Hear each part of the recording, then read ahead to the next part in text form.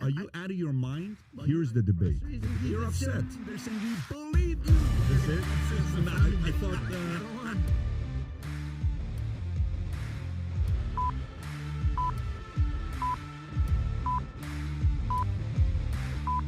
Gentlemen, we're live. Fantastic. Folks, today we have a special guest for you. It's Diamond Dallas Page, the one and only Diamond Dallas Page. I don't know how many championships you've got, how many times you were.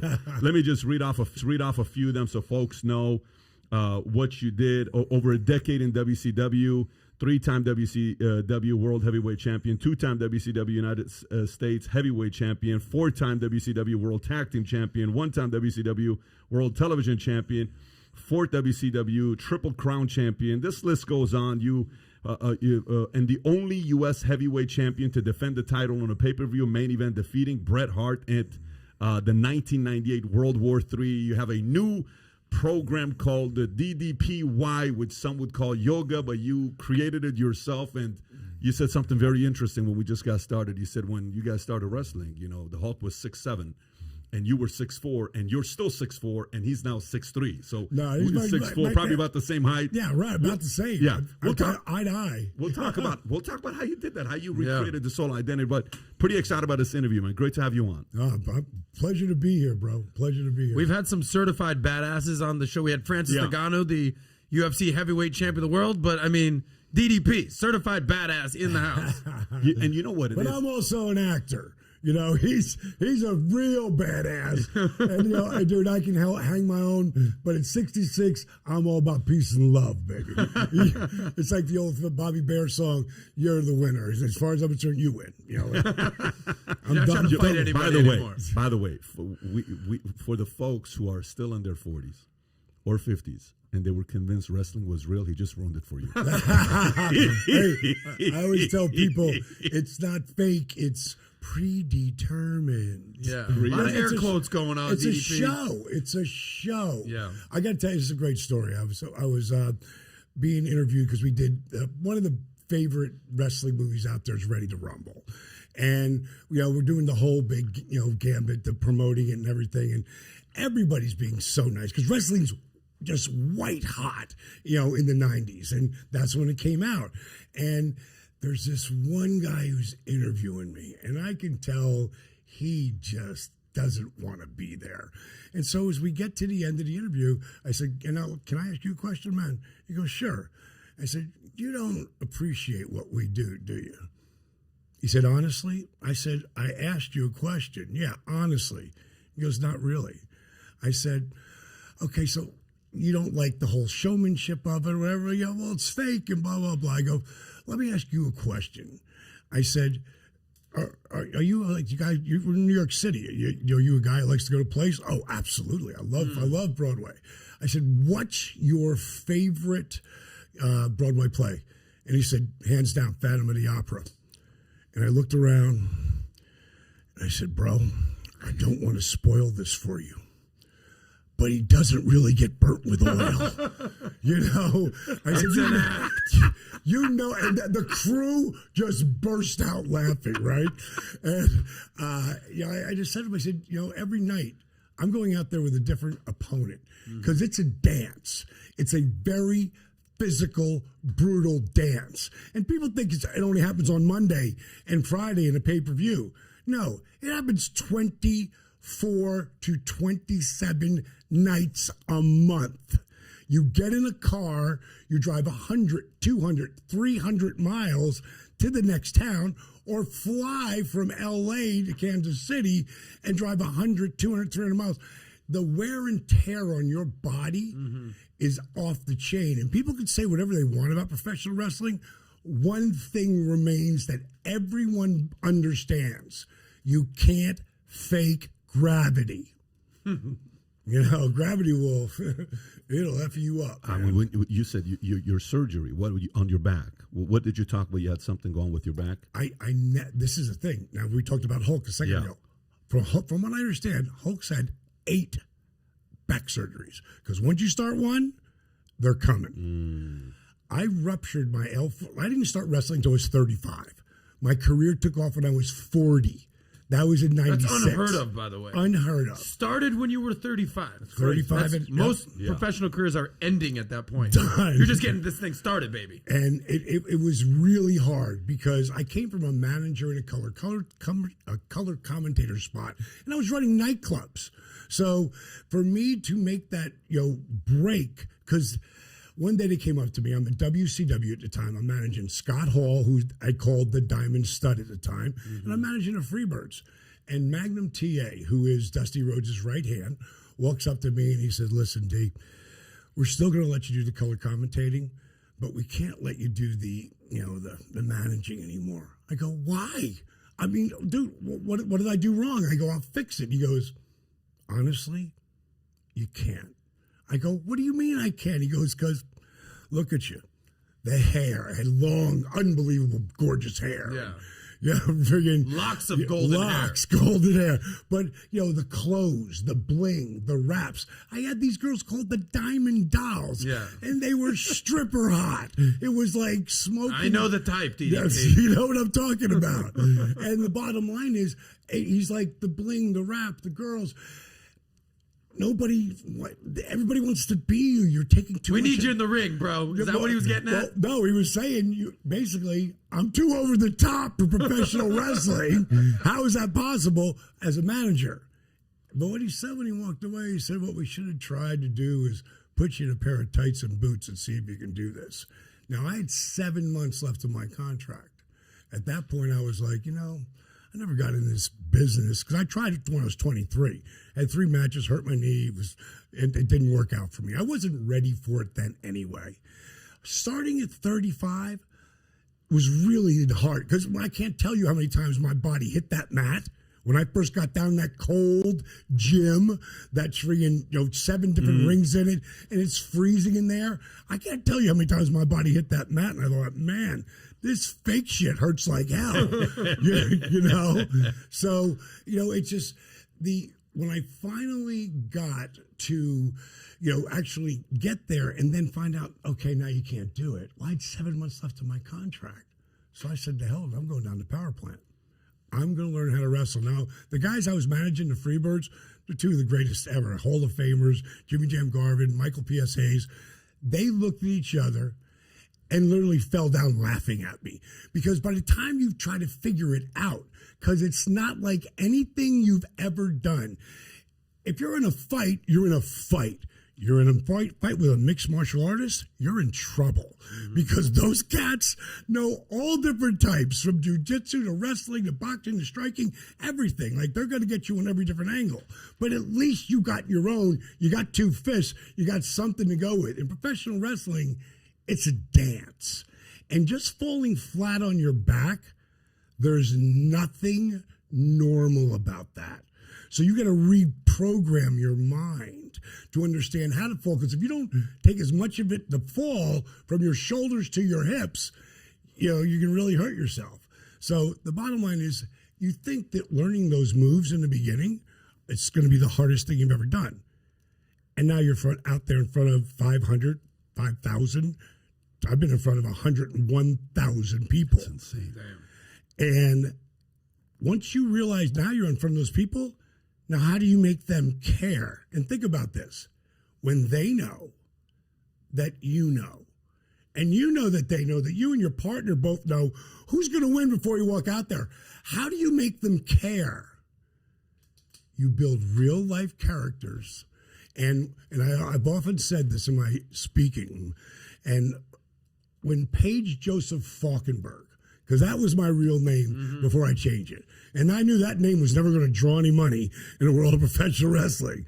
When Page Joseph Falkinburg stopped trying to be this over-the-top wrestling persona, Diamond Dallas Page, and Diamond Dallas Page started taking on the characteristics of Page Joseph Falkinburg: work ethic, belief in oneself, discipline.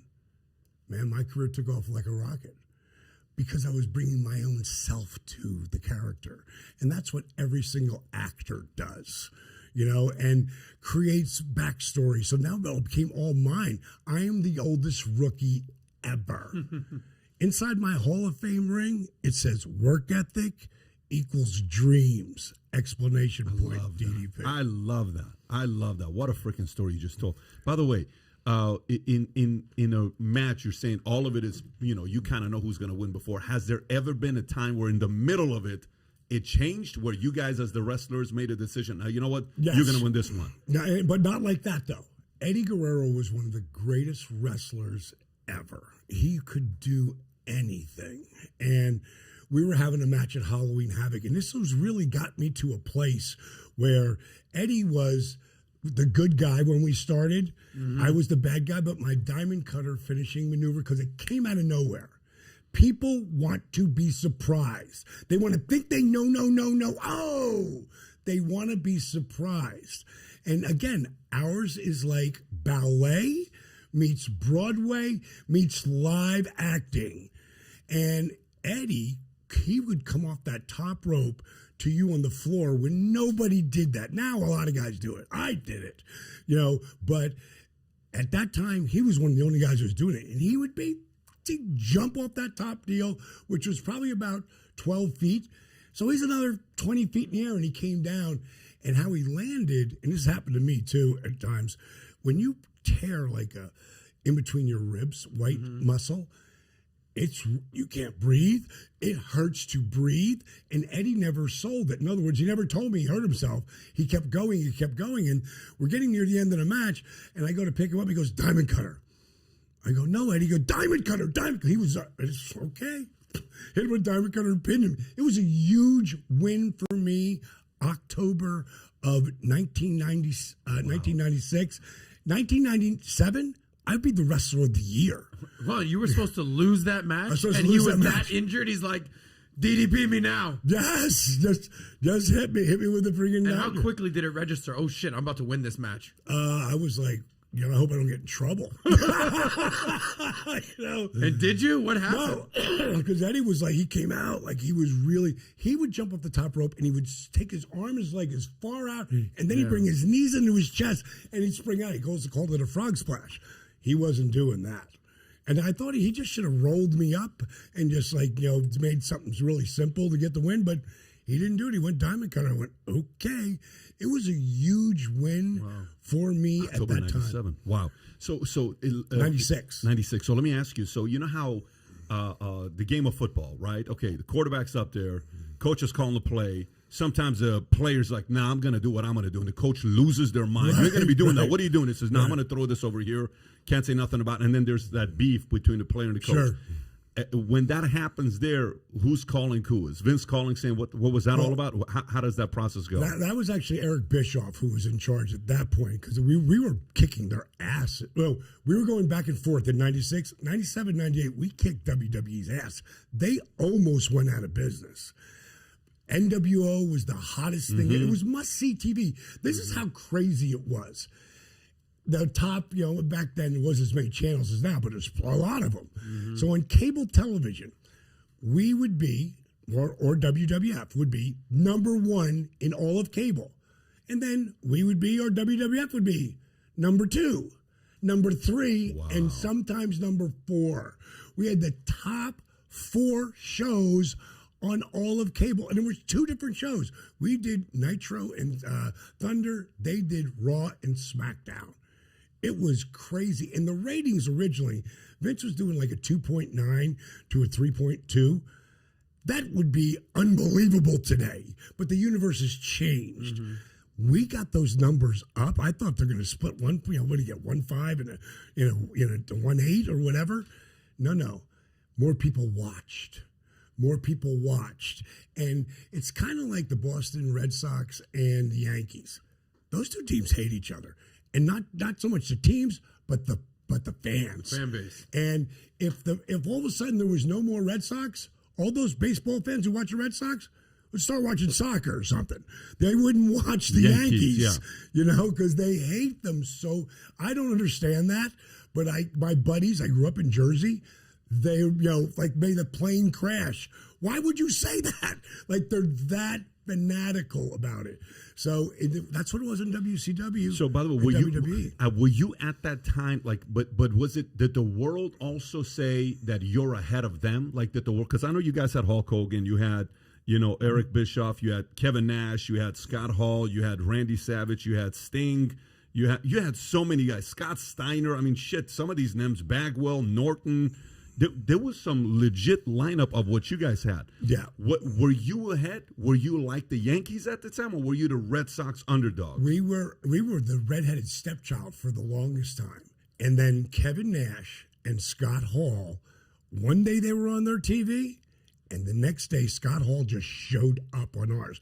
There was only 5 people who knew he's going to walk through the crowd, grab a microphone in the middle of a match. People were like, what the hell's happening? And then he said, we're going to bring our best 3. You bring your best 3. And he puts out this challenge. We call it a shoot. Like this is not a work, or this is not a storyline. It was, but nobody knew. But the smallest handful, really tough to do during the internet, but you can still do it. But you don't know if it's real or not. And when Kevin Nash showed up, he grabbed Eric Bischoff, and this had never been done. Vince McMahon would go on to have matches and get thrown through stuff and slammed through stuff, but it had never happened before Eric Bischoff. Kevin Nash grabbed him at 6'10", picked him up over his head, and threw him through the stage. Now, it's set up to break, but he drops like 10 feet through a broken stage down to the ground, and that's how they go off the show. So now people they bought it. Is Vince, because these guys were just on TV, and they were Razor Ramon and Diesel. When those guys came on, they never said their names. It was, who we are. So now they didn't have to call them something else. And their names were cool. Scott Hall, Kevin Nash, Hall and Nash. They became the outsiders. It changed the business.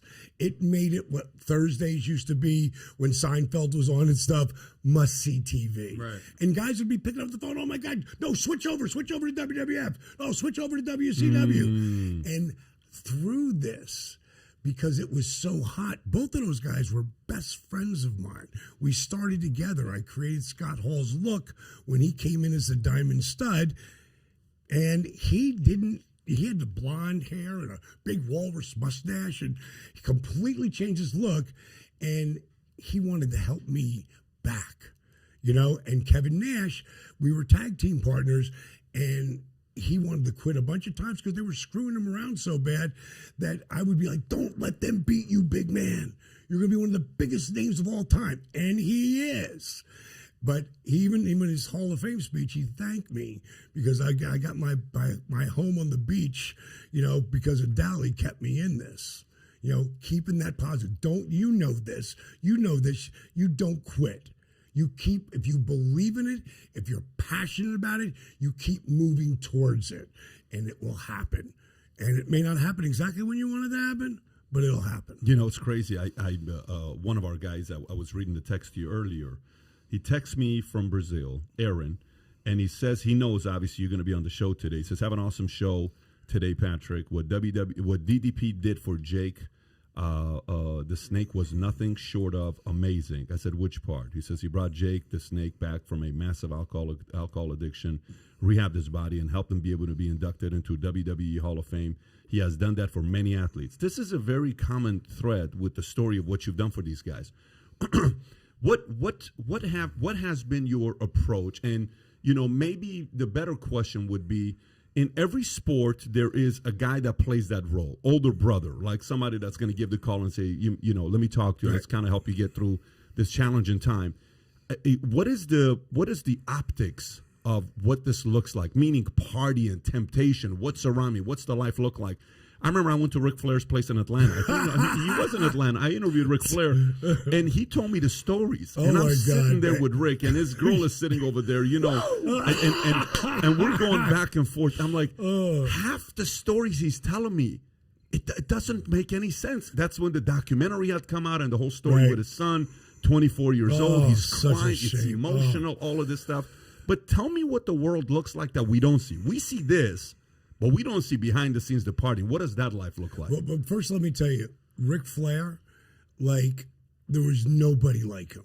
There's nobody, to me, he's the greatest of all time because he had the 30-year run of being on top. He's still on top at 73. Everybody loves him.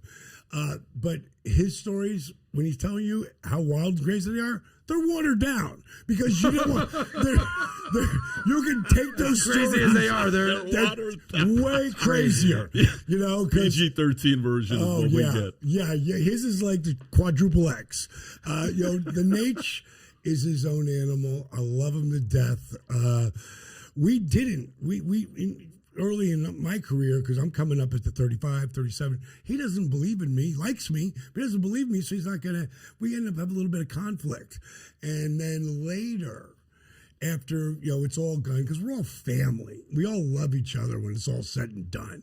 Very few guys have the heat that lasts forever. Really? Yeah. So there's a brotherly love throughout all of wrestling. We're a total dysfunctional family that, we can do shit back and forth with each other, but you don't get to do it. I love that. And me and Nate, I saw him. They dropped all the balloons for WWF. It was a big thing. WWE, he's retiring. And I thought, man, I've always loved this guy as Ric Flair. I wanted to be tight with Rick, but it just didn't happen. So I said, I'm gonna try and fix this. So we were both at a signing in New York, and everybody, he's Ric Flair, so he just got retired. So everybody swarms him, and I waited till everybody was done. And he's like, "Hey, Diamond, how you doing?" I go, "Good, Rick." I go, "Can I talk to you for a sec?" He goes, "Absolutely." I said, Rick, I go, "I know me and you have had heat, over the years," and he's like, "Oh, come on, D, don't worry about that." I go, "Rick, I'm not worried about it. I want to fix it. I know I've said some shit. I know you've said some shit." I said, "Dude," I go, "I don't want Ric Flair to not be one of my boys. I don't want me to feel that way." I said, "I would love to start all over again." And I put up my hand and saw, I'm Diamond Dallas Page. And he popped and he hugged me and he kissed me on the forehead. God bless you, brother. And since then, I've had such an unbelievable relationship. I love Ric Flair.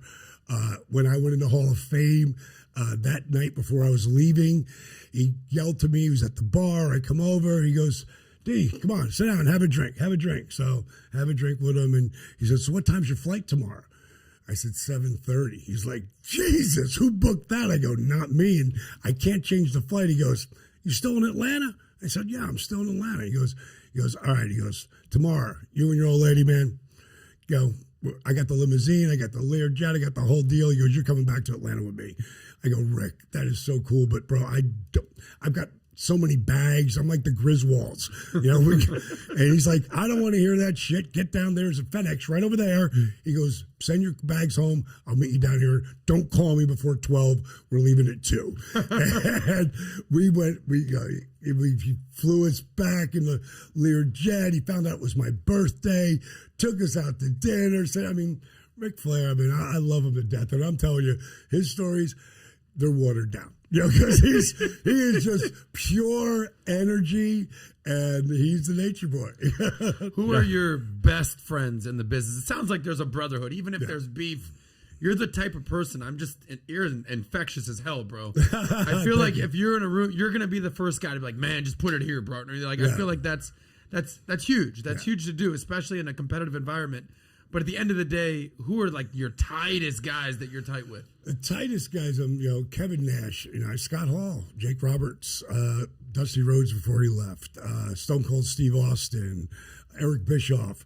It's funny because when Scott passed, boy, it really hit because we just talked about Jake. Just a month ago, right? A month ago. Yeah. Jake, what happened? Let's go back to the resurrection because you got to really see how that happened. Without Dusty Rhodes, there is no Diamond Dallas Page. He gave me all the breaks and the mentoring because he loved me and he pulled me under his wing and he saw me more as a producer, and a talent on air talent, not a wrestler. I would do that later. And Jake Snake Roberts pulled me under his wing. This is how I meet Jake Snake Roberts. I've got this big ass club in Fort Myers, Florida, and right now we're writing a show about this, and this is how it starts. Club, you got this is the 80s, so think of it as like Welcome to the Jungle. The music's playing, you see the 62 pink Cadillac pull into the club, the place is packed. Hairband is just like all-time high at that point. No, crazy, right? The energy's insane. Everybody's partying. It's pre-AIDS. It's it's a bunch of wild people having a good time, and the character who plays me gets out of the car. This is what really happens. I get out of the car, I go through the club. You're the mayor. There's 1,000+ people in there buying drinks, blah, blah, blah, working your way through the crowd. I get to the back. I reach over. I go to grab my keys that are, right where the monitors are, front door, back door. And I see this guy fill up the screen on the monitor. And I'm like, no way. And I run, not through the building, around the outside of the building, because I won't be able to find him in there. And I walk in the front door. I go, Judy, did a guy walk in here look like Jake the Snake Roberts? She's like, yeah, everybody thinks it's him. So like the biggest mark ever, I go running in there.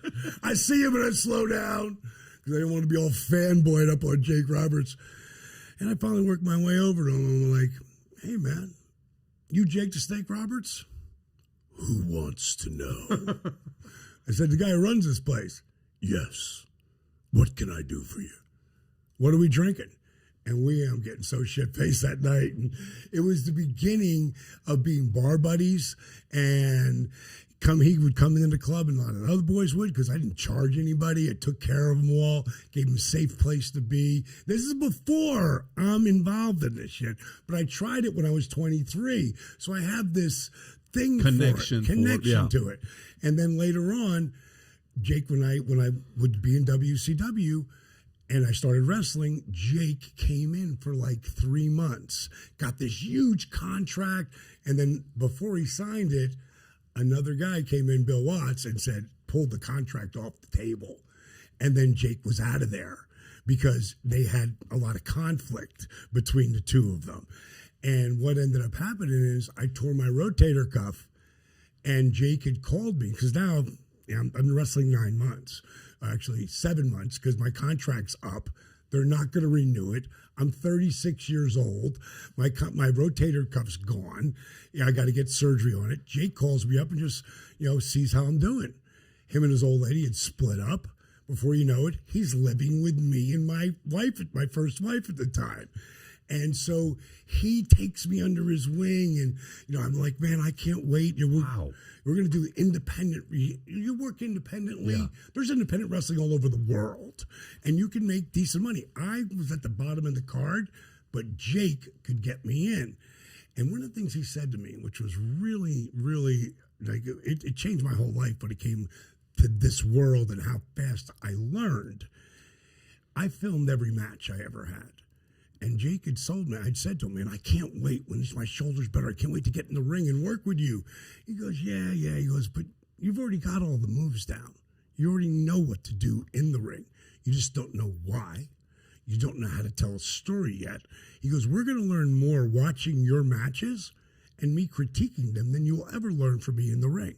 Think of game films, right? I mean, every single person from every world has game films, except for wrestling. And I started filming myself. The guys would bust my chops so bad. I'm the first guy to ice his body, knees and back later, and shoulders later, just to getting out of the ring, icing my body. And then I'm the first guy to film his matches. Look on YouTube today. There's 1 billion kids who've got their match up on YouTube. And if you really watch it with someone who really understands, and whether it was me and Nash or Scott Hall or Austin or Mick Foley, whoever it was, we'd sit back and drink beers and watch the matches that I just filmed. and they would all help me and critique me. And Jake was the real mind, though. So let me ask you this. So what matters the most in your world? Okay, so you got, first of all, your voice is ridiculous. Your voice, you know what I'm saying? Like, you can listen to that voice tell stories all day long. Rough. So clearly it'll kick your ass. So how much of it is physiology, like what you look like? How much of it is your look, your face? How much of it is your voice? How much of it is storytelling? How much of it is talking shit? How much of it is just flexibility? What would you rank as the most important to being a great wrestler? You're really insightful, bro, because it's all of that. Mm-hmm. When you've got the look and the size and the rap and the athleticism, when you put that all together, you've got like Stone Cold Steve Austin. Mm-hmm. You've got The Rock. You've got Goldberg. Right. You've got Kevin Nash. Like the guys who learn to just take themselves and amp them up. And Scott, because he was Big Scott Hall or he was Gator Scott Hall, he didn't really know how to be like himself and amp himself up until I'm managing him and we create that look I told you about with the black hair and a brush cut 5 o'clock shadow, which he had around 2. Have you seen his beard? Of course. Can you pull him up real quick? It's amazing. He's got like a perfect. Yeah. And he Scott Hall. And try to pull up a picture of him with a mustache too, like an older picture, so you can see it doesn't look anything like the same guy. Type in mustache next to it. Yeah, it's like a walrus mustache. Let's see. There, look at. Does that look anything like the other guy? Not at all. Not at all. Not at all. And that's Scott Hall right there? That's Scott. That's Big Scott Hall. And when did he become Razor Ramon? Well, what happened was when I come up with this idea for the Diamond Stud, he's the one who calls me and says, we could do that Diamond Stud gimmick, And I said, well, they didn't want to bring him in because he'd already been in. And once you've had a chance, you're kind of out. Like sometimes it's too early. And it was too early for him to get the big opportunity. But if you change his look. And that's what I told Magnum TA, the guy who told me I was too over the top for professional wrestling as a manager.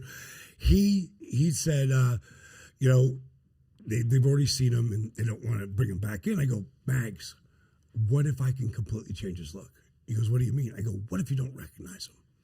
So he goes, just bring him up. Bring him up, we'll take a look at him. So I call Scott and I say, dude, I said, you got to, they don't want you. And it just crushed him, It's like, because he just got back from Germany wrestling there, and he can't get WWF, WWE, or WCW to call him back. But he's got me here, and I'm going, what if we change the color of your hair? I go, he goes, what do you mean? I go, go from the blonde or dirty blonde hair to the blue black, like Elvis hair.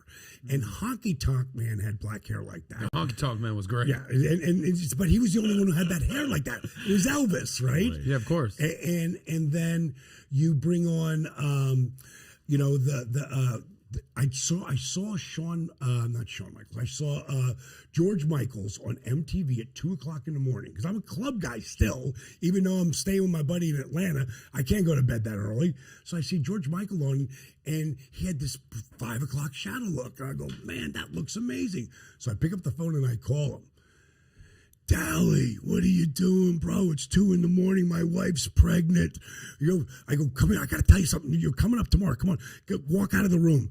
I go, you got to shave the mustache. Shave the mustache? Like, dude, I've had this since I was 15. I go, just another reason. Shave the mustache. The Tom Selleck look is done, brother. It's over. We got to put the 5 o'clock shadow George Michael vibes. So the bottom line is he did it. No one recognized him. And it kind of freaked. Imagine you know what you look like. Yeah, of course. And you saw this guy 6 months ago. And now... Dude, that's the example right there. Look at that. Exactly. Nobody... It doesn't even look like the same guy. Crazy. It's like getting out of the 80s into the 2000s. Hey, right. Yo. He would say, hey, yo. He was the hey, yo Who guy. would say Chico? Who would say... Him too. Him too, right? He would say Chico. He was the guy. PBD, you know your stuff, bro. Yeah. Well, I mean, listen. I'm 43. This is my era. I've watched... Who was your favorite wrestler growing up? Who was your guy? The obvious one is the Iron Sheik. but you got listen. I appreciate that. Yeah, I appreciate. Did you know that. what a stud Iron Sheik used to be? Yeah, that's what I hear. He was an animal, bro. He was a 185-pound Olympic athlete. But he was no Sergeant Slaughter. Yeah, no, dude. So who was your guy? Another great guy. I would say, I mean, in my era, Lex Luger was always good to see him coming out. You know, who was the other guy? The Ultimate Warrior was Beast. You like the gym guys? I like the gym guys. Yeah, I like the. Listen, Goldberg to me that's a little later, but Goldberg was insane to watch him. Nash, Sting. Who was the other guy? There was one other guy that was. I'll look him up. I'll see. But anyways, this was an era I was watching him. But you go back to your story on what you were talking about with him. So you changed his look. So I changed his look. Yeah. And now I've got a 62 pink Cadillac convertible. That's what I drive at the time. And Aretha Franklin vibe. Let's see what it looks like. 62 Cadillac pink convertible. And we're driving. Scott didn't even drink back then. He smoked pot. And he'd be rolling. That's a 59. Got to get a 62. That's a 59. Tyler, it's a 59, you moron. What's wrong with you? If you put Diamond Dallas Page pink Cadillac, it might come up over there. Jacked up right now. He loved the movie Scarface. Yeah. So he would be, smoking an herb and just doing one. There's a million quotes from Scarface. Our friend Mario does that nonstop too. And so what happened was when he went to the WWF, I'd heard, I don't know if it was true or not, but I'm pretty sure he told me that Vince wanted to make him like GI Bro not GI Bro, but an army guy. And he said, Vince, what do you think about this? And they went into the character, and Vince loved it. And then one of my very good friends, Gabriel Iglesias, the comedian, Fluffy. He said, Fluffy. Fluffy said he cried when he realized he wasn't Mexican. still loved. He's just a white guy? Hey, yo, he's a white guy.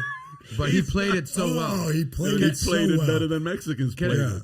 I want to address one thing. We're talking about this, guys. I got to just hit it head on. My favorite wrestler all time, growing up, I'm an 80s kid, 90s kid. Straight up, it wasn't anything close to Hulk Hogan. I am a real American. I mean, are you kidding me? When you're a kid growing up and you're just like, hell yeah. I mean, Hulk. I mean, he's got his 62-inch python, whatever. No, look, there was an Ultimate Warrior. There was Macho Man, Randy Savage. Ultimate Warrior, wow. Yeah. I mean, Jake the Snake, $1 Million Man, Ted DiBiase, another great Superfly dude. Jimmy Snuka, Junkyard. Like, I loved wrestling, but nobody was Hulk Hogan. No, he was. Is he the GOAT? Who's the GOAT? Well, he said Ric Flair. He said Ric Flair's the GOAT. I gotta say Rick because you got to add the work in there too. Like Rick could do 60-minute Broadways, meaning he's going to wrestle for 60 minutes with no winner at the end. You know what I mean? Like he's that guy. But if you take the icon who at the time was the hottest, it's Hulkster. You know? But you look at a guy like Shawn Michaels who was just a younger version who could do. I mean, he did stuff at just an unbelievable different level. If Stone Cold Steve Austin has the length of Ric Flair when it comes to longevity because he got dropped on his head and broke his neck, maybe he's the guy because he drew money.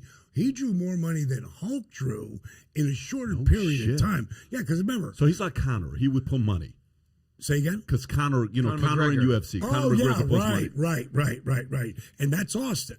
And Austin, I mean, they're both, I tell you, when you get to that level, how you grab the crowd, like I was so lucky to have lived the dream like I did, man.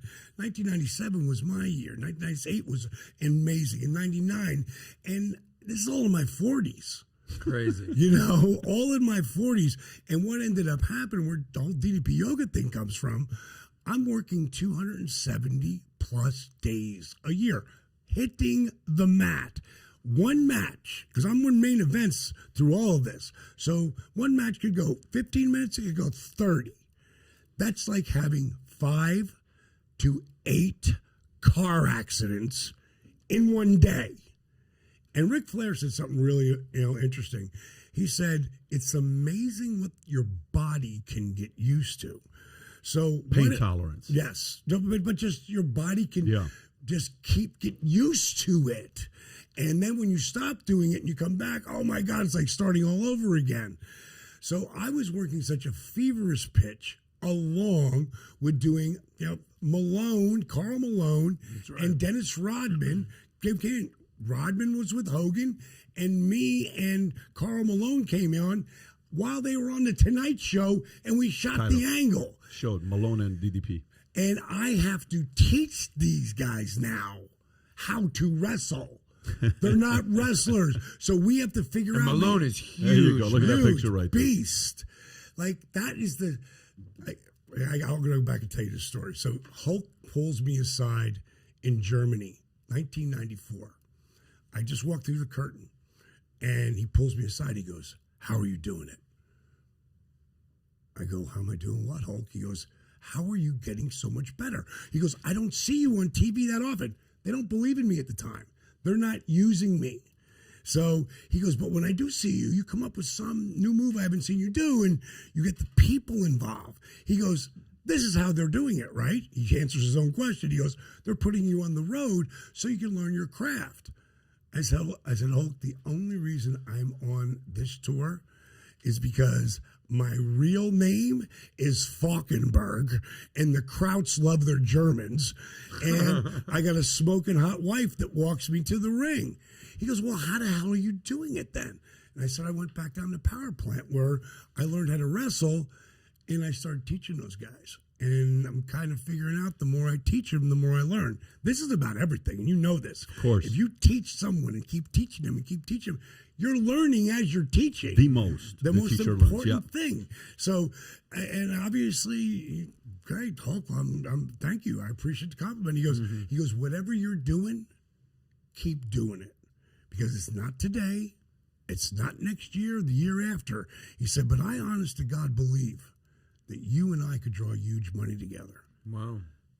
4 years later, that is the second biggest drawing pay-per-view in the history of pay-per-views for WCW. 98. And I'm the one who put that whole thing together. From Carl coming in, Rodman was already coming in with Hulk, but I put the idea together, brought it to Bischoff. Bischoff saw Malone, sweep LA that year, and he said, "Let's do it." And it happened. So it's, you never know who's watching. That's one of the little things I explain to people. If you're going to clean a bathroom or sweep a floor, like, do it the right way, because somebody's watching, and it might just change your life. That's so powerful, by the way. God, you never know who's watching. No. Well, listen, he's at 270 out of 365. So you're working 270. It's like having 5 to 8 car accidents a day, 15 to 30 minutes. You're running, jumping back, dropping, all this stuff. That's insane. The credit goes to the body, by the way, how capable we are. So many times we're like, "There's no way in the world I can do this." And I've had 4 kids. You watch the body have a baby. You're like, how do you do that?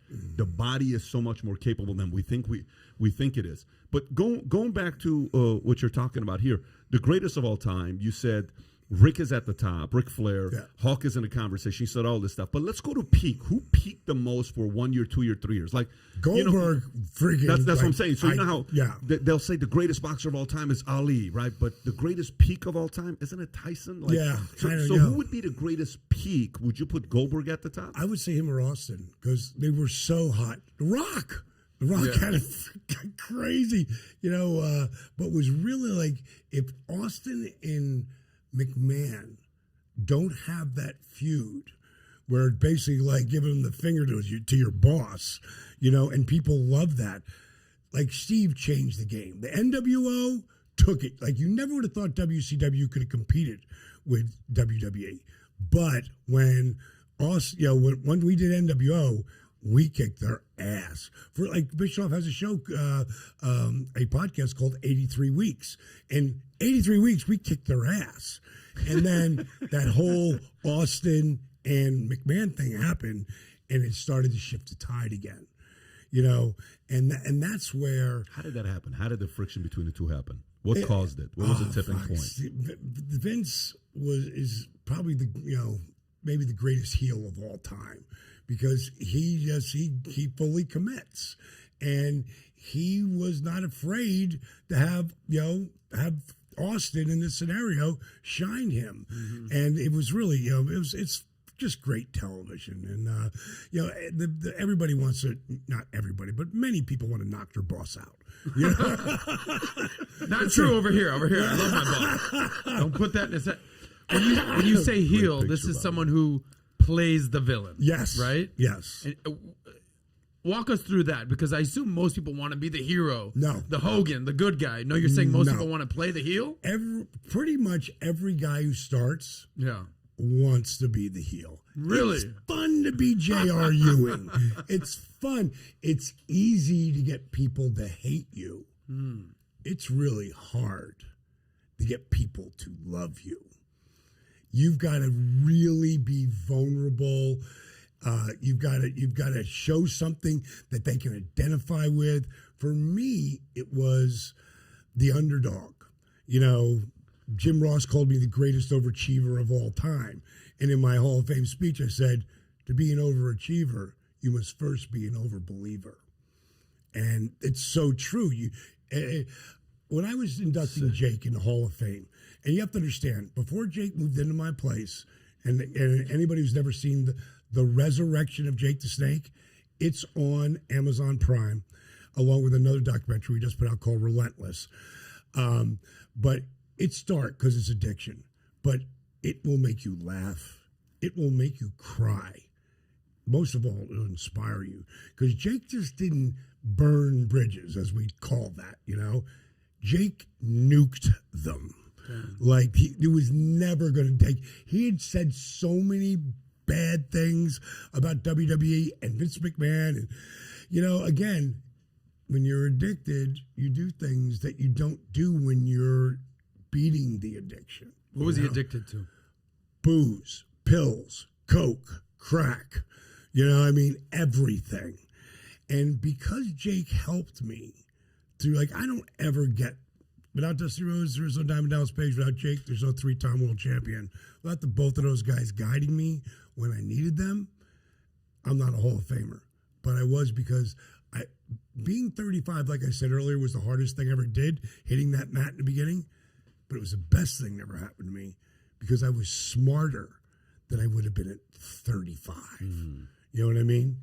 So I should, so at 25, right. You know, 25, I would have done a lot of stupid things. And I don't think I ever would have had the career I had. And it was pretty, and everything that I do, it's like when Jake comes into the crib, and I call it the accountability crib. When he comes in there, the number one thing I want him to understand is you are the story you tell yourself. That inner voice. You know, we all have it. You know, if it's, this is funny because I'm preparing for a speech that I'm going to do for someone, Georgia's corporation. And about 10 years ago, I heard that Harvard did a one of the things where they get a group of people together. Focus group. And I heard that 72% of the people, things that we worry about never happen. So I thought, I'm preparing for this. I'm going to look it up. I want to see that study.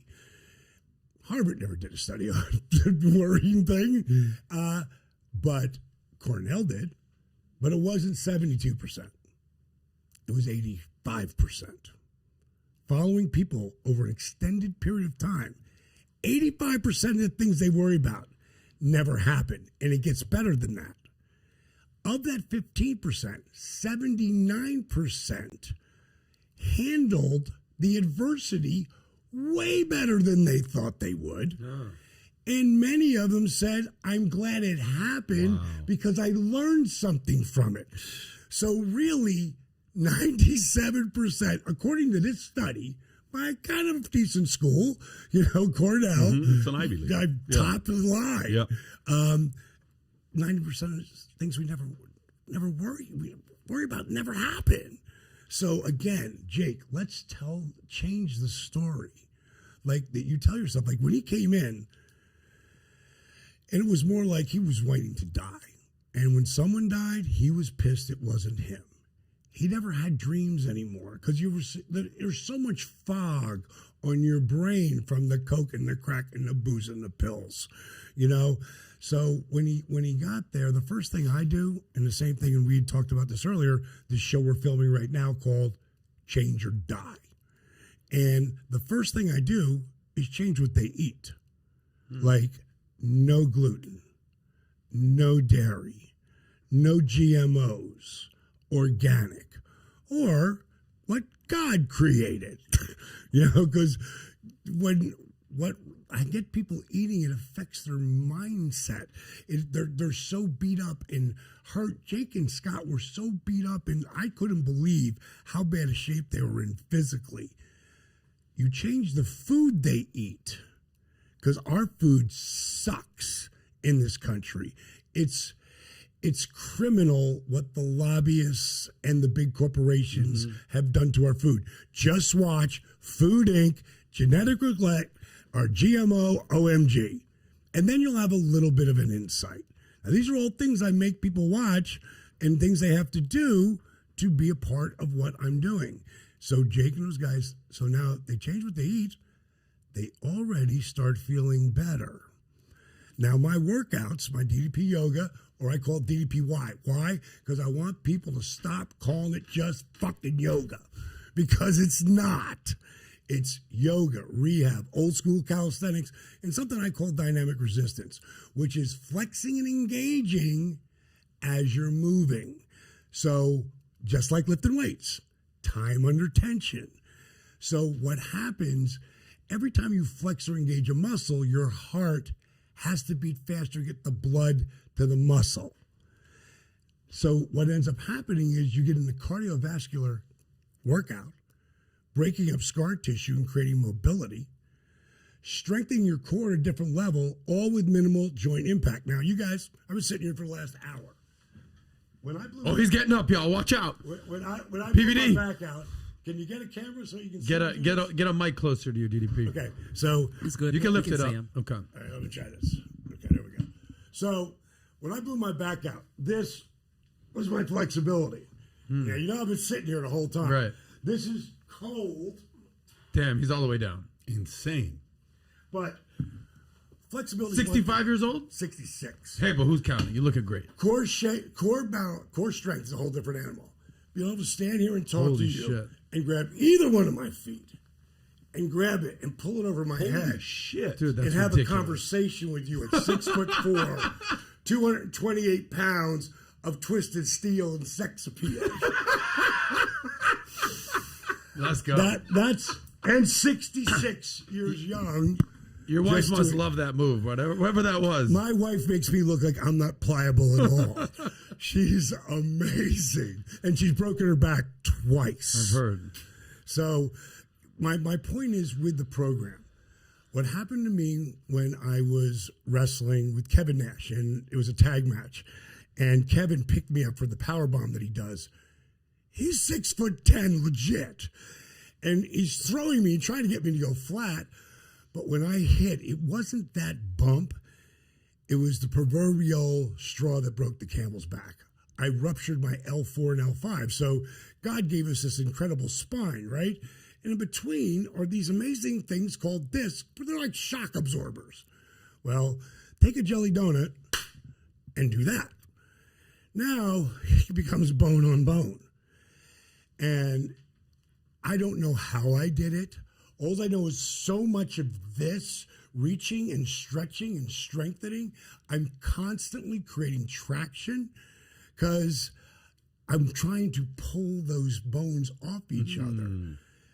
I was told by 3 different spine specialists when this happened that I was never wrestle again. I just had signed the multi-million-dollar big deal, and I'd never gotten paid before that. So the money was a factor, but it was more the dream. I just got there. And now, I mean, I'm as high as you can be. I'm up there with everybody. According to Pro Wrestling Illustrated, 97 and 98, I'm number 4 in the world. Austin's 1, I'm 4. He's 35, he's 32, I'm 42. Crazy. So I'm in the conversation of the top 10 easily. And for me, I got to get back there. I just got to get back there because I got to prove you can do this. In less than 3 months, I'm that guy. In less than 3 months. In less than 3 months. But I didn't do it, 20 minutes a day. I started with 20 minutes a day, twice a day. And I was doing yoga in the beginning. In the first 3 weeks, I felt a significant difference. I was like, wow, this is really helping. Had to figure out modifications. All my workouts are surrounded around modifications. Like I said, bed flex starts off in bed. Chair force sits in a chair. Stand strong, holds on to the chair. So you can create balance again and strength and get up and get down. And it just helps you make it easier so you can get to that next spot of breaking up the scar tissue and creating the mobility. Like I said, less than 3 months, I'm back in the ring. At 42, they said my career's over. At 43, I'm the world champ. Now, understand, and I put it like this, like world championship, that's our Oscar. Okay? U.S. title, Intercontinental, that's our Emmy. And so forth. Like it's like you're bringing people to the crowd. Like those belts, all these fans have them because it's like it's part of the nostalgia that goes with it. And it's as far as my program, it's just for me in the beginning for years. And I started sharing it with some of my buddies. And in 2004, I said, I'm going to turn this into something. So me and my business partner, Dr. Craig Aaron, we wrote a book on it. We called it Yoga for Regular Guys. Back then, that's what I was calling it. And for years, I made a DVD series up, and it was just the workouts. And then I put together a whole program with the food and the inspirational part, and it still didn't go anywhere. It took 8 years to become an overnight success. And doesn't it usually work that way, though, by the way? That's how it does. It's like the 10,000 hour thing. Yep. And in this scenario, Arthur Borman's video went viral. And this was a disabled vet that I'd helped. It was 5'6", 297 pounds, couldn't walk without the knee braces, back braces, and the wraparound canes. He starts, every single person who got my program, it was just DVDs, I would send him an email. It was no auto send today. I do have auto send, but back then there was no auto send. You're sending it. I sent it. I cut, paste, put their name on it, sent it to him. And I said, I'm not trying to sell you anything. I want to thank you. I call people all the time who get my program. And I'll say, hey, is Jenny there? Yeah, I was speaking. I go, this is DDP. Who? I go, DDP, Diamond Dallas Page from DDP Yoga. You're calling me? I just Does this remind you of anything, Pat? Does this remind you? Pat does the same thing to valuetainers out there. It's the most entertaining part of what we do here. You get it. It's a great people experience. freak out. Dude, that's great. People it's freak a great out. experience. Pat, let me ask you something while we're on this topic. You've always been a fit guy. Yeah. I mean, this guy was in the Army. He was a bodybuilder. I don't know if you got these pictures, but this guy's, he's in great shape. You guys are the same size pretty much. But lately, you've been working out more than ever. You're getting up at 6 a.m. and you're doing hardcore workouts. Yeah. I mean, he's telling you all the benefits. He's 66 years old. He's bending over. Like, how much better do you feel since you've changed your, physical workout regimen every morning in your life? Night and day. I mean, it's not even a question about what it does to your body. If I don't work out, I just don't feel better. It's very weird to display. If you look at that picture right there, look at that guy to the left. Look at that guy. I'm 6'1", 135 to the left. And then to the right, I'm in the Army. That's my Army barracks. On the bottom You're one. the badass, dude. Click on that one. What about that? Yeah, if you look guy's at the back, ripped. look at the pictures. It's all Flex magazine. It's all Angel Tevis. Go it's down a little bit. Valley. This one, dude, Pat, are you kidding me, dude? No, that's Valley Total Fitness, Culver City in the basement. You were ready for the ring. you Hey, were brother, ready you for the listen ring. here right now. But to do what he just did at 66 years old, I'm 43, to be able to do that in 23 years. Right. That's like pinnacle. The only thing I know what to do is to be 43 years old. I only know 43 and less than that. I have no clue what it is at 66. So that's just major After all props and respect, brother, for you to do what you're doing. the way you just stood up and did that. So you helped that man out. You helped a lot of different guys out to change their lifestyle with the drugs. You were talking about earlier when he said, Jake, I will look at him. He just said he didn't have another dream. Just there's no other dream that he was looking forward to. Every time somebody died, he was hoping it's him, right? Yeah. So you help shape that mindset of somebody like him to look forward to the dream. Is that kind of what you did? Well, he had a really, really, really, really, really dark childhood. And he carried that. And it probably helped him do some really great interviews later. But we were doing, when I moved Jake into my house, and then later Scott as well, everybody thought I was crazy. Like I was bringing addicts. Like everybody gave up on both of them. Kevin Nash didn't give up on Scott Hall. But besides that, everybody given up on both of those guys.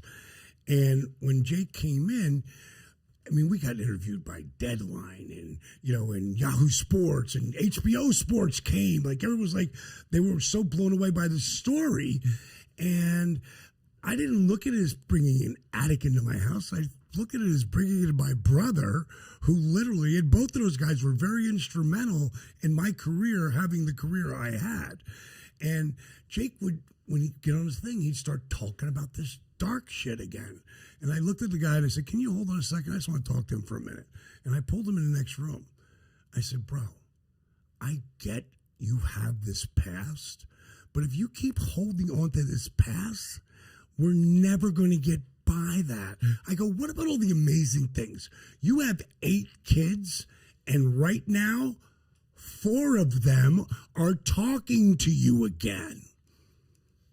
That's a big deal, right? He goes, of course it is. I go, yeah. Nobody would book you for more than $500. At the time, he was making like $2,500. I go, you're up 5 times in your booking fee because people know they can count on you. What about all the amazing things that are happening in your life? And he's just started changing it. Then he would walk up to people because he's doing my program, right? And he's feeling so much better. And in the beginning, he's got to use a chair. He's got to use this. He's got to use that. All of a sudden, he doesn't use any of that. And he's so much stronger, has so much more confidence. That's the number one thing that DDPY builds. Confidence. Because people can't do that in the beginning, bringing their foot over their head. But then they can. You know, it's crazy. I'm watching it and I'm listening to you. The relationship, the calls, the lifting up, the motivation, the looking at Scott and saying, here's what I want you to do. Shave the mustache. Have a 4 o'clock shave, more for him at 2 o'clock. I've never had this mustache since 15 years old. Don't worry about it. That's the problem. We got to cut it off. It's you doing the management part at first where they say you can't do it anymore. It's very obvious you would have made a great manager if you would have continued doing that. You're great in sales. You're great in relationship. You could have made a hell of a sales leader. You could have made a hell of a because you're also looking at people, how you can improve them, right? You're looking at everything on how you can improve them. You're watching tape. You could have gone in a different field and done very, very well for yourself, whether it was wrestling or not, just from watching that. Career earnings for somebody like you. What is career earnings for somebody like you? What kind of money did you make in wrestling? Wrestling, when it was all said and done, probably made close to 6 or 7 million. And what did you make outside of it while you're wrestling? I'm talking like sponsorship, stuff like that. Did you get a lot of that as well? No, there was some, but nothing that was significant. But since then, like I say, it took 8 years it took 8 years in wrestling before I made money, before my career blew up. It was an overnight success. Same thing with DDP Yoga. And then boom. 8 years. And I've made 8 times that. 8 times that? Yeah. Just from your program? Well, maybe six times that. $40 million. That's a lot of money. That's solid money to be able to do that. In wrestling, who's the highest paid of all time? Like, who's made the most money? The GOAT is Rick, but I don't think Rick's the highest paid. I mean, I got to put The Rock up there. I would say Hulk, because remember, Rock, if you take overall wealth, The Rock's the king. The Rock's the Rock's the Mac Daddy, because he's making $30 million a movie now. I'm talking strictly, not outside. I'm talking strictly wrestling. From the wrestling world. I would gotta say John Hulk. Cena over here. I would say John Cena would be up there, sure, but I would say Hulk would have been up That's there. not all time though. That's just for the year. Yeah. I'm curious to know what the all time is. I'm curious to know like if it's all time highest paid wrestler. I'd be so curious to know okay, there you go. Mick Foley 18 million, Chris Jericho 18 million. Keep going. Kurt Angle 25 million. Interesting. You got Hulk 25 million. Yeah, but I think that's net worth now. What they think. Oh, that's net worth. You know, and I don't really know how much of that is because these are just numbers people kind of pull together. Vince is an easy one to figure out. Triple H wouldn't be up there. Triple H. Oh, he absolutely would be. He absolutely at like 150. Yeah, but again, he also is part of the. If you're talking just wrestling, though, like money you made off of wrestling, because it says Rock is worth 400, but it's not from wrestling. Right. Yeah, That's it's on everything. Yeah. But without his wrestling base, Rock's not the Rock. Oh my God. You know, I mean, yeah. When I saw him do Saturday Night Live the very first time, I said to myself, going to be the biggest star in the world. You knew that. Knew it. Because he can do anything. Like he taught himself guitar. Like there's things that The Rock did. Like he would, it's amazing some of the things that he came up with. Like he wrote a song, and he'd sing a song. Like crazy, funny stuff and he just is just an amazing performer. Like he has changed and opened the door for wrestlers as actors. Mm-hmm. Like people can't, because wrestling, a lot of people look down their nose. Well, guess what, Hollywood? The biggest star in the world's a wrestler. And not a guy who walked away from it. Still does so much stuff for us. He's got a show on TV called Young Rock, that he produces as a kid, him as a kid, with all the wrestlers. Yeah. He never turns his nose away from his fan base where it all started. But The Rock's the most loved guy on the planet. I honest to God believe, and I said this a long time ago, but he could be the president of the United States. We talk about that all the time. Yeah, but in serious discussions, serious. By the way. But do you really want that? And you know what? He might. I don't know. But I think he would be amazing. I remember one point they were kidding around about it and saying Tom Hanks is vice president. I think they totally kill everybody. Well, what do you think about that video Rock did calling out Trump? Where are you? Where is he? Yeah. He kind of almost sounded like Batman. He went straight at Trump, bro. Yeah. And, it took balls because all those friggin' red guys, they love him. Well, that kind of pissed a bunch of them off. Yeah. But when people say to me, like, you're a Republican or a Democrat, I say, I think you both suck. I don't think either one's trying to help the other, which is us, the other. They're not trying to help us. They don't give a shit about themselves and their own agendas. And they all lie about everything and never get busted.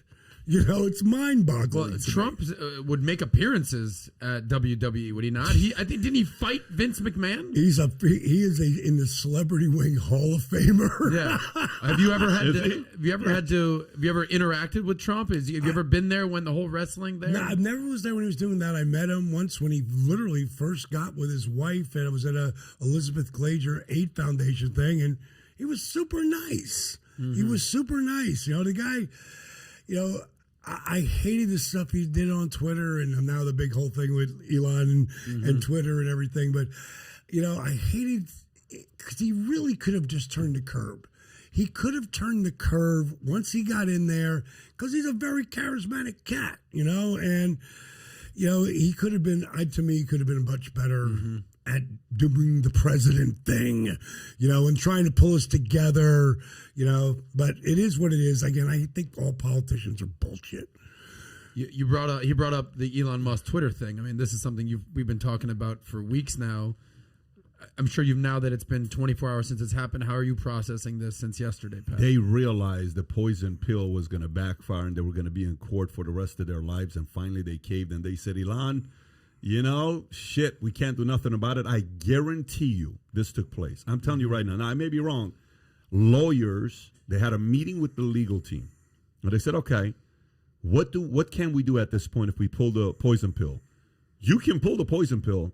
Just make sure when the market finds out you didn't let Elon Musk buy Twitter and he sells off his 9.2%, the same amount of shares he owns as Morgan Stanley, just make sure you can make the stock go up the next 3 quarters. Because if it goes below 30 after you push Elon away and he sells off the other 9.2, if it goes below 30, we're going to be in court for 5-10 years. If you guys are okay with that, then use the poison pill. If not, let the man buy the company. And then finally everybody looked around, and there were certain people that probably still didn't want to do it, and they wanted to still use the poison pill. But some of the guys that are just on the board to help the company make more money said, sell the company. I'm telling you, I think the decision was made that logically, and then they sold off to Elon. They couldn't do anything. Elon, one thing you got to say about this guy, man, listen, you know, name the greatest trolls of all time. Trump's on that list. Trolls, if you say trolls, right? Name the greatest trolls of all time. Jake Paul's up there these days. Jake Paul's coming up, but he's a young troll. Yeah. I'm talking like legendary trolls of all time. You got to put him up there.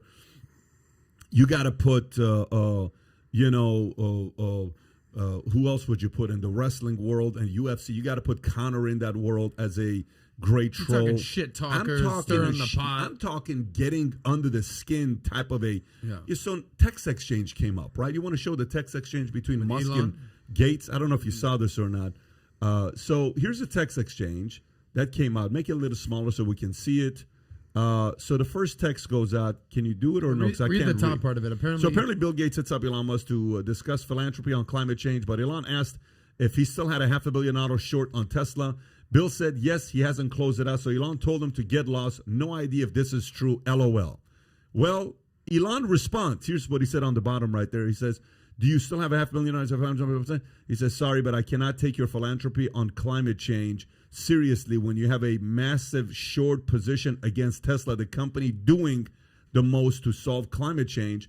And so people ask Elon Musk, and look what he said. Go out there and click on his Twitter account to see if this is bullshit and if this is real, right? No, you should first go to his account, and then you can go to that trolling.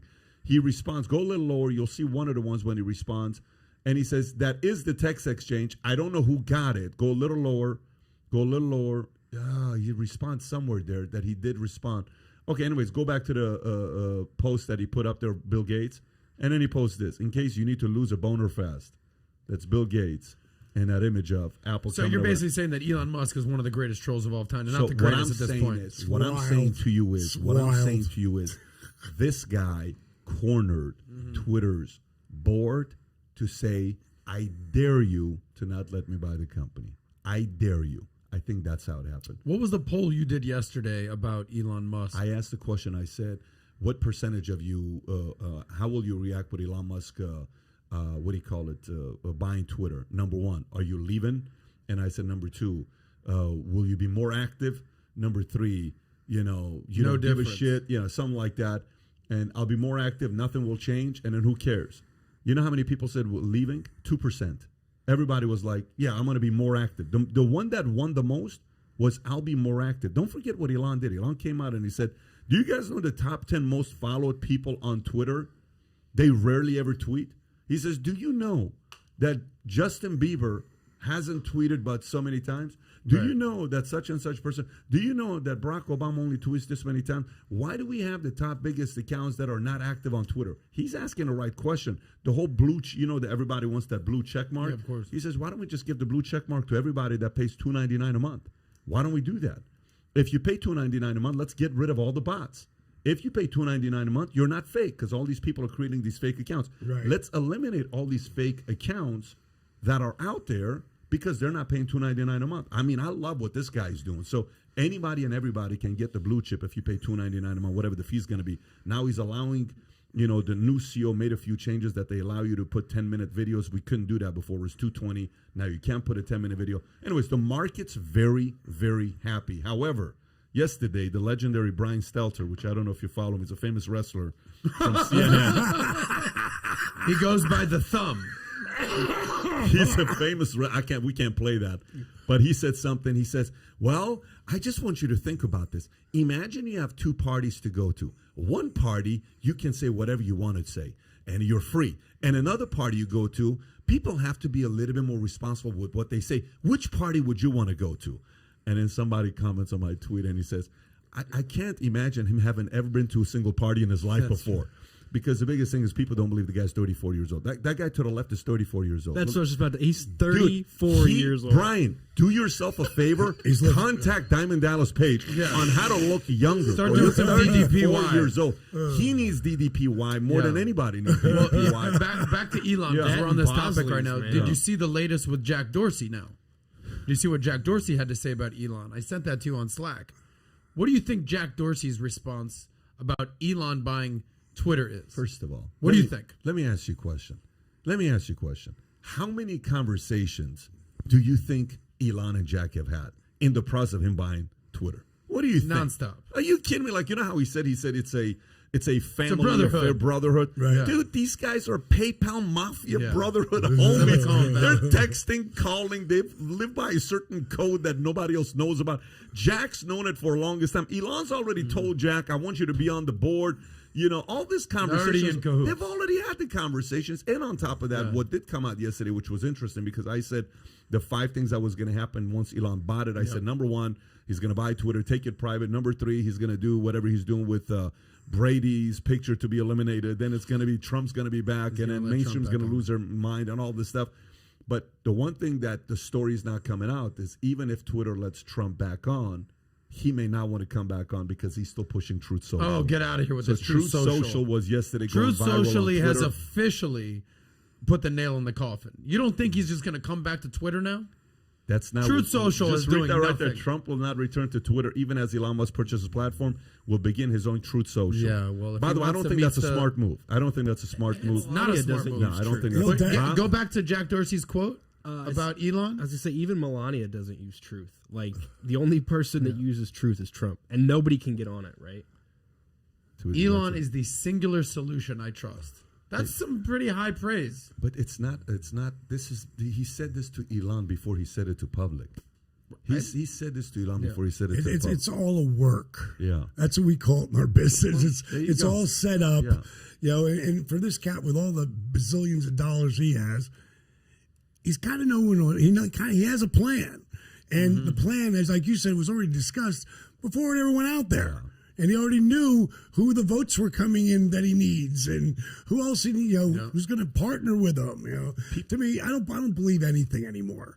You know, it's like just do your thing, Elon. Go for it. You know. Well, you know they say everyone's got a plan until they get punched in the face. Yeah, and that's what happened last week by Mike Tyson, the guy in the flight. Did you see that? That pissed me off so bad. Like that, I watched that kid. He was really aggravating. Yeah. I don't know why the stewardess didn't come over and go, "You, sit down, shut up." Yeah. I mean something. I mean he was really. Apparently he had a record. And he's been. I don't know. There was some stories about the guy that came up about him having a record. Did you see that, Tyler, or no? Yeah, he has several different charges he's been arrested for. Look, clearly the guy's got a screw loose if you're talking shit to Mike Tyson. Clearly you've got a loud mouth or you're a drinking problem. Or an agenda. You know. 15 minutes of fame. So here's my question. DDP, you're a massive dude. I mean, how often does somebody say, "What's up, DDP? You got to go"? Nobody tries to talk trash to you? Never. Everybody, they know who I am. Yeah. And the people who don't, you can see by the way I carry myself. I'm not the guy. You do something with my wife. That's a different story. But with me, you can't piss me off. I just, I eliminate your voice. What do you think? I really don't get that ever because, I help a lot of people. But what do you think was going through Tyson's mind? I mean, I'm talking putting yourself as in a position of a high-profile, major athlete, tough guy, which you are, and Tyson is sitting on the plane, doing his things, probably on a mushroom or two. It's certainly high, and this jackass is just going off on him. Put yourself in Tyson's shoes. I'm getting the stewardess and go, "Can you move that asshole? Yeah. Or can you shut him up? He's bothering my wife. Because I'm not going to let him step into my space." When you're in this scenario, there is an ulterior motive. It's not just maybe in the beginning he was a little excited about it, but after a while, he's just being an asshole.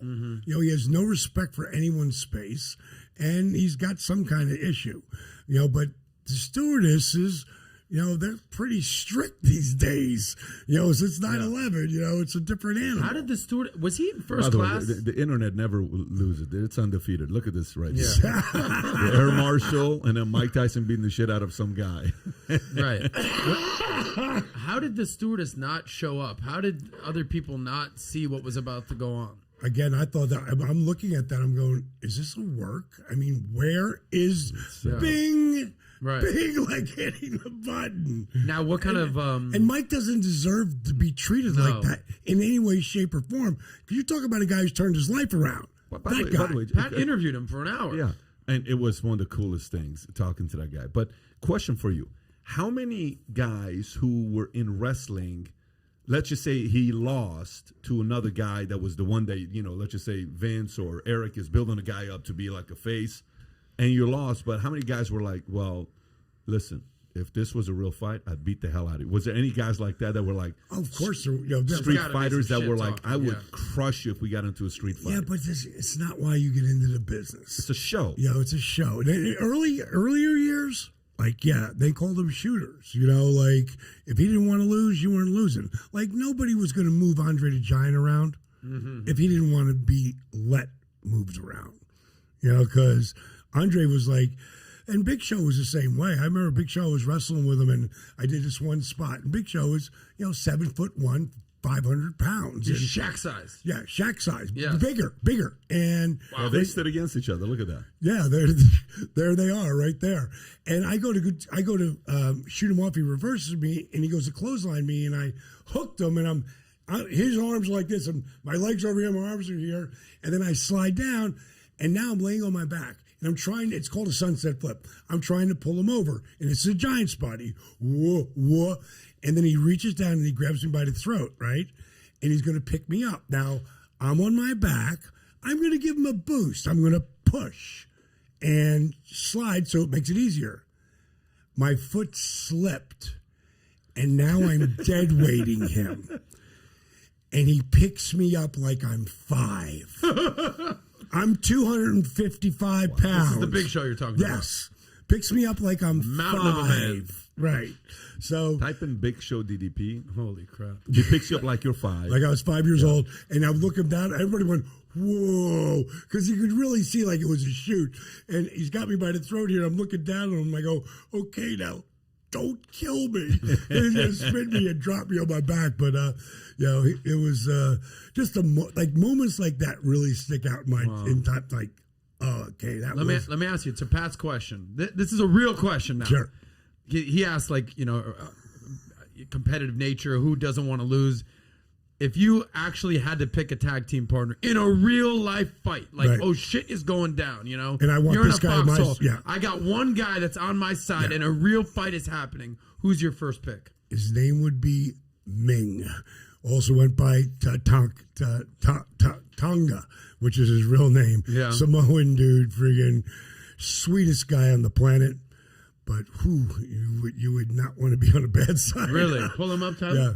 This guy was a certified badass his mofo. Yeah. Put up MING. There, it's right there. It looks like he's got the Hawaiian shirt to the left. Yeah. There with the king thing now. Why is he your first pick? Because he was just notorious for, friggin' everyone, like baddest guy alive. Really? Yes. It was known. Yes, everyone. Like throughout WWE, WCW, everyone knew. Everyone. What was it about him that just he can kick anyone's ass? I think there was. I don't remember the exact thing. I wasn't there, but it was like he beat up 5 guys. Like in a bar fight, because they would why would you pick on that guy or challenge that guy? You're looking for trouble. Yeah. And I don't know the exact story, but I mean, what are the greatest, sweetest guys you've ever met, though? How do you balance being, like you're saying, the greatest, sweetest guy ever with also being able to beat the shit out of 5 guys at once? How does that yin-yang balance work? Because he was a great human being, and he was also a badass.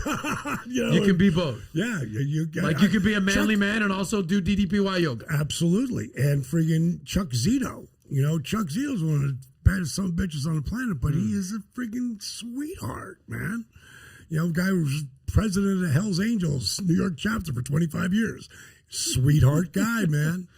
It's great. What a But sweetheart I he's asked this doing. question because in the NFL, you had Marvin Harrison, who legendary player. Wide receiver. Yeah, Yeah, of course. But do you know, like the reputation, Marvin, he was feared by everybody. Marvin had, links to gangs and Really? murder, some real stories. Ray Caruth, everybody sees and knows, like, he went to jail for Pac-Man life, Jones, some of those stories. But Marvin was like, you just don't cross the line with Marvin Harrison. He did had not know that about You didn't know that? No. You should look it up. Marvin Harrison is known as a guy that was feared, respected. You didn't cross that guy. That's why sometimes you wonder the background of these guys. By the way, different style.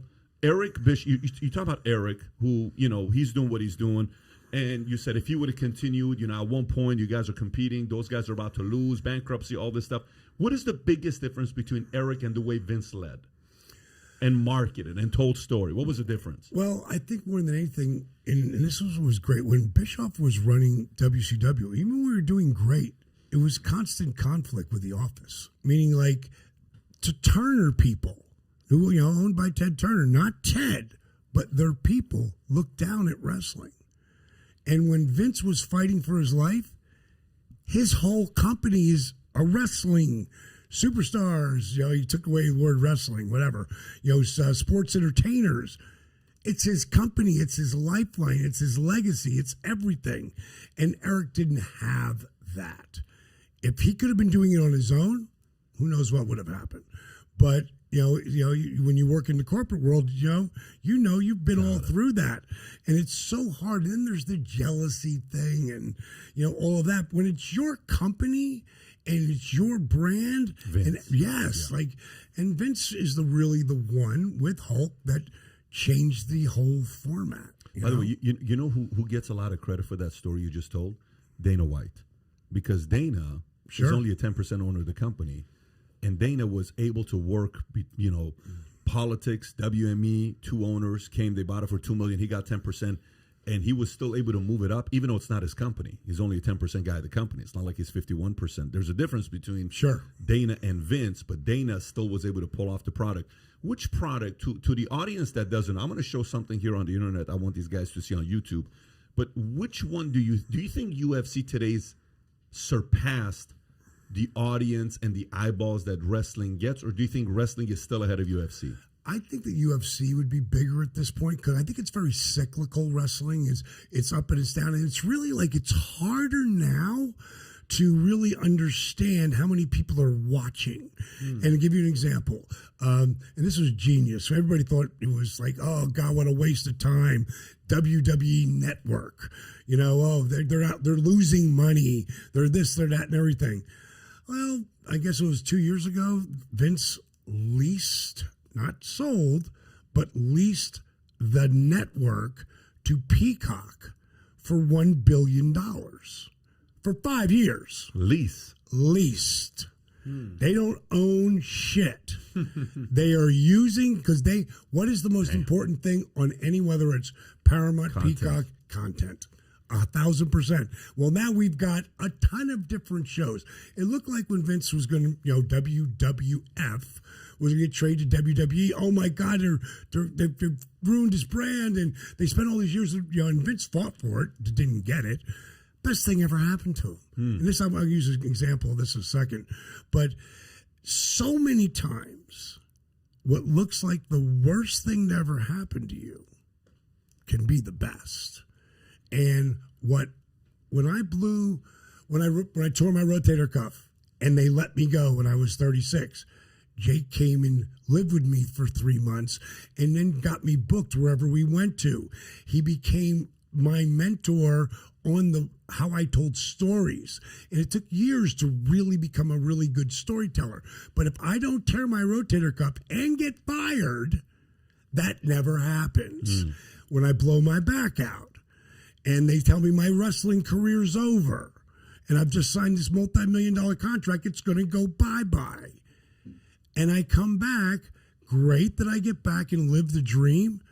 But what looks like the worst thing that ever happened to me is not only the best thing ever happened to me, it's the best thing that happened to Jake, to Scott, to people who are going to change or die. I've got hundreds of thousands of transformations. When I tell people, don't listen to a word I say about DDP Yoga. Don't listen to a word. Community.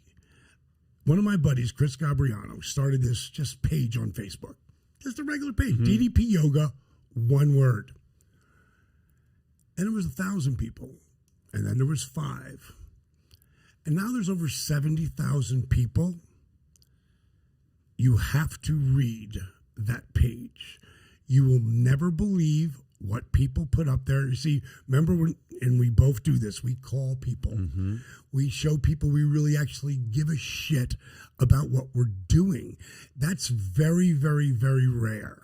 So in this scenario, anyone who came to this one site I had originally called Team DDP Yoga, I would welcome them. Every single person, me. And then it built into this thing on Facebook, which they saw the way I would come through and talk to people. And I do the likes and I put comments. It's me. It's not somebody imitating me. And I'll get on there for like 2 hours and just do that. So much so, my app, my DDP Yoga Now app, which I always tell people, don't go to iTunes or Google Play. They charge too much. I don't charge anywhere near as much if you go to ddpyoga.com. And I give you 7 days free to try it. The bottom line is every Monday's Motivational Monday. Every Tuesday, there's a new workout. By the way, there's over 300 of both of those. Every Wednesday's a new cooking show. Gluten-free, dairy-free, healthy, great tasting food. Because I don't care how healthy something is. If it don't taste great, I'm not eating it. Not eating it. Yeah. And how I feel is when I'm feeding my body is how my body is healing itself. Your food will heal you, and food will fuck you. Fake food. Like, you'd never get me to eat fast fake food. Ever. Now I know what's in it. I'm not eating that shit. But again, healing your body. So back to the Fabulous Fridays. I just go on that Facebook page. 70,000 people, stuff just keeps rolling through. So I go on there and I just start picking stories. Because I want to read someone's story and what they wrote and the pictures they put up of themselves. Because I've got those 6 pictures, front, side, fold forward, and one of them's putting the foot up in the air. You can't fake that shit. So when you see a person who can't pick their foot off the ground, a foot, and then 6 months later it's holding over his head, that's core strength, a different level. But the stuff that they write, can you pull up on Facebook, pull it up there, and let's see if what people... DDP Yoga, one word on Facebook.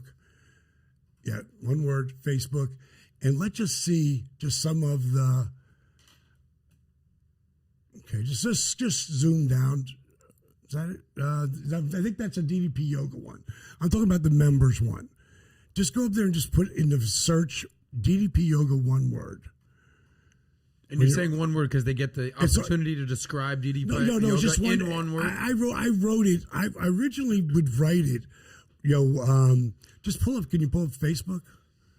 Tyler, you're about to get a diamond cut right now, buddy. By the way, we do have a few callers that people want to talk to you. So we want to take some callers. Sure. But also my point is you wouldn't believe the shit, the pictures we'll put the people link put below up for there. them. What link would you want guys to go if they want to find out more about it? Do you want to go to the website or? No, I want go to the website. Right there. Look at this. That's what I'm talking about. Look at this guy. Do you believe that? But look at it right next to him wearing his 1,000 hours on the app shirt. Look at that. Look how much better he looks when he's wearing the shirt over the unbelievable. But the women put up those pictures. Look at this. Drew was determined to change his life. In 16 months, he went from 390 to 210. Insane. Now he's owning his life by sharing his story with others. And talk about a motivational Monday, brother.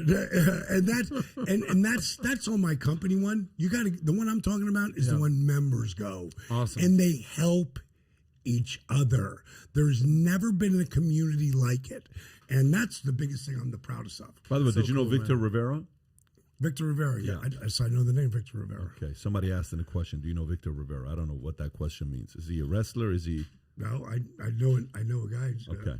He's not a wrestler. Okay. Let's bring Victor Rivera in right now. Luis Maciel just asked a question, Dallas. They say competition breeds innovation. Do you think Vince will ever have competition like the Monday Night Wars again?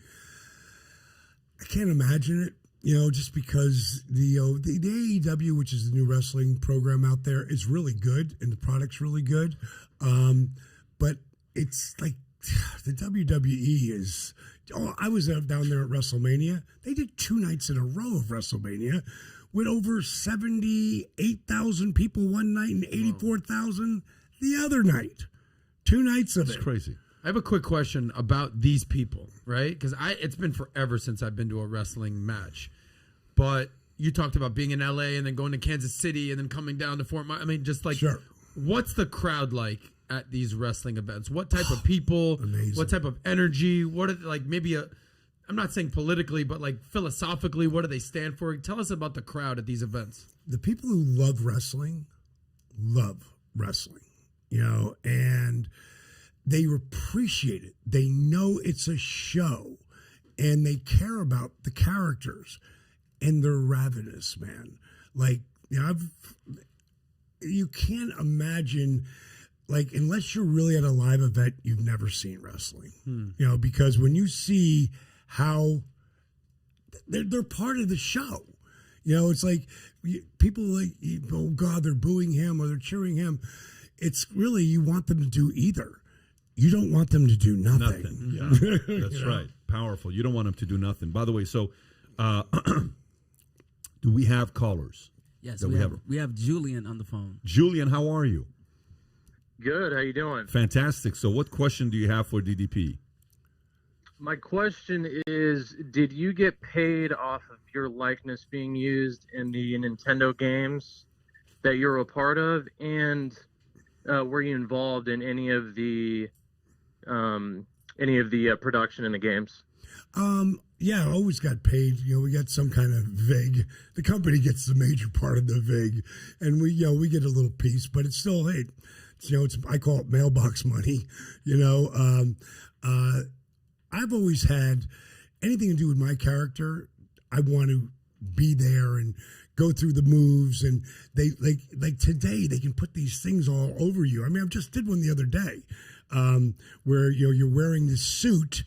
And the way you walk, and I've got a pretty distinct swag walk, that friggin', you can tell like that character's that person, or how they do their gestures and stuff. So that's pretty interesting. The way they do it today, it's like these video games look like the real people. Shit, it doesn't even look like a video game. It feels like you're watching a show. Right. It's like you stepped into it. So Nelson here says, love you, DDP. You're my childhood hero. Can you talk about your experience filming The Guardians of Justice? Loved your Batman-esque character. That's a new show that just came out. It's an Adi Shankar experience. A buddy of mine who is a very talented cat, and he's always way far ahead of the cutting edge. He put together. We were shooting this originally for YouTube. It was just going to be a bunch of shorts, and then we had some pretty good stuff there. So we thought, well, let's turn it into a movie, because he's been a part of doing Walk Among the Tombstones and The Gray and Judge Dredd. So he's a real producer, and it was too long by the time we got there. And in the meantime, he was doing something different with a show called Castlevania on Netflix. And they were like, what else do you have? And he brought up Guardians of Justice. And then they started editing all the CGI. And there's 8 different types of 2D animation, 3D animation, and claymation worked into this story.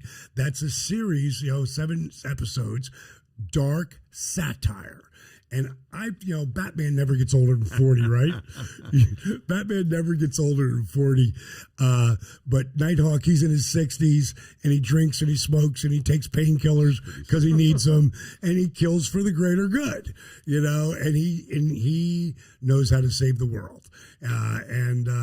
It was a lot of fun to do, and now I'm a legitimate superhero. That's pretty sick. Okay, John, let's take one more caller. We have Sammy on the line. Sammy, how you doing? Hello? Sammy, can you hear me? Yes, I can. Fantastic. So what's your question for DDP? Yes, my question is, I'm not receiving the value that I'm paying for at university. I'm going to drop out. I'm worried that I'm making a terrible mistake What are you guys' thoughts on that? What do you think about that? This kid's going to college. He's thinking he's wasting his time. Should he drop out or continue going to school? I don't, to me, I think every person who gets out of high school, first of all, I love what Israel does where they make them go right into the army for a year. It's a great way to learn and grow. And a lot of people, like my daughter took off 3 years before she started college. She didn't like it. She quit. And then she came back, and then she knew what she really wanted to do. I don't think so. It depends on how old you are, Sammy. It depends on what you really believe and what your passion is. One thing I can tell you, and all three of us get this, whatever it is you're going to try to do, it should be something you love to do. Because the key is to find something that you love to do and figure out a way to get someone to pay you to do it. Because that's really it's not the American dream, it's the dream world dream. And a lot of people are just going to school and compiling all that debt. Like I made my daughter, when it came down to it, like fill out all your loan papers. No, because I'm not going to do that for you. I want you to do it. I'm not going to saddle you with debt. You're going to, and she dropped out, and then she came back, and now she's an editor, and she's doing what she loves to do. So then you never feel like you're working, right? Wow. Good for. But by the way, the story with you and Jay-Z, what happened there with the diamond stuff with you and Jay? I've read about it. I'm like, this can't be real, but apparently it's a real story. It was real. And all I'm allowed to say, and you'll appreciate this, is the, God, how would I say it now? It's been so long since I said anything about it. The matter's been resolved. And I tell you what, I got a lot of respect for Jay-Z, just for what he's done, to help a lot of people too, so got a lot of respect for him. Is there a Another one difference there's a between what story he right does there. and what you do? Look at this. Tyler put this up there. Remember when Jay-Z paid royalties to Diamond Dallas Page for hand gestures? Now I can read this. But Diamond Dallas Page, it's pretty epic because. But it's not the same thing. My hands were open, it was closed, but it was all the same thing, and. You own the diamond, baby. Yeah, it's like he can do whatever he wants with it. Who was the guy that won? Who was the guy that bought the trademark to three-peat? Was it Pat Riley? Yes. Because he won it, and then somebody used it, and he sued them. He says, "No, that's mine." Do you know this? I think Pat Riley owns. He owns three-peat. He owns three-peat, right? Three-peat. Are you guys watching Winning Time on HBO Max? Oh, the Magic Johnson Pat Riley story? No, I'm not watching that. We watch Man in the Arena, and last time what happened. Is it that good? Too. Is it good? This is so good to me. That guy John C. Reilly is playing Jerry Buss. Yep. The kid who's playing Magic, you're gonna think it's magic. He's so good, and I gotta watch it. I haven't seen. There's a part where Kareem Abdul-Jabbar is talking to Magic's dad, and Magic say, "Oh, I'm happy with everybody," and Kareem, they stoic, pretty stoic. And he goes, "So has he always been this happy?" And he goes, "Yeah." He goes, "So where are you from?" And his dad says, "I'm from Mississippi, so I've seen it all." From the hanging corpses and the whole deal. Yep. And Kareem goes, "Yeah, you have." And then the Magic guy Showtime. And the guys can ball. I mean, these guys can go. It's a really fun How many episodes is it? How many? I want to say there's about 6 in right now. And it's 6 in, and it's all about magic. It's about Magic coming, Jerry Buss, buying the company and how he did it. I want to know that. If it's Jerry Buss, I'm interested. Oh, dude, you're gonna love it because it's a lot like what Vince McMahon did. Vince McMahon leveraged everything to get the company and was making all these promises because that's what he saw. And then it happened. Vision's everything. Like from when Steve. The movie, the documentary that we have also up right now, it's called Relentless. And it goes from me blowing my back out to where we are today. And Stone Cold Steve Austin, like he lived with me in LA when I was putting this whole thing together. And he's like, "Kid, what are you thinking? You're never going to get people to do yoga who wouldn't be caught dead doing yoga." It's not that I don't believe in you, kid, because, you're a miracle worker, but, the bottom... He's calling you kid? Yeah, we call each other kid, But he didn't get it. And the bottom line is, I saw it. And I tell people all the time when I inducted Jake in Hall of Fame, I said never underestimate the power you give someone by believing in them. More importantly, never underestimate the power you give yourself by believing in you. And that's what it takes. And the kid who called earlier, you need to believe in what you're doing, Sammy, and what your focus is. Sammy, listen up, man. What an advice. So, daughter goes to college. I want you to sign the paperwork, not me. And then she drops out, and then she goes and becomes an editor. Well, yeah, she got her degree, and she got a job. And but on her own, she chose to do she that. did it all herself. Fantastic. Well, DDP, first of all, this has been a blast having you on, man. Really enjoyed it. I'm so glad we did this. The stories, the motivation. It's like combination of a bunch of different things. Mm-hmm. Again, I'm looking at you as a personality. You could have made one hell of a sales leader, manager, agent for many stars. The way you lead and drive. Speaker, seriously. for sure. I mean, he is a motivational speaker, Yes. but the point is, this could have gone many different angles. This was a blast having you on. And by the way, gang, in an hour, we're going to flip the set around. DDP and his new wife, Paige, is going to come on my show, the Soscast, and it's going to be like the late night show, like the after party. Different. And by the way, after party. And Adam's very, very prepared for this interview, so don't miss that one. True that. We'll see you guys there. Take care, everybody. Bye-bye, bye-bye, bye-bye. See ya.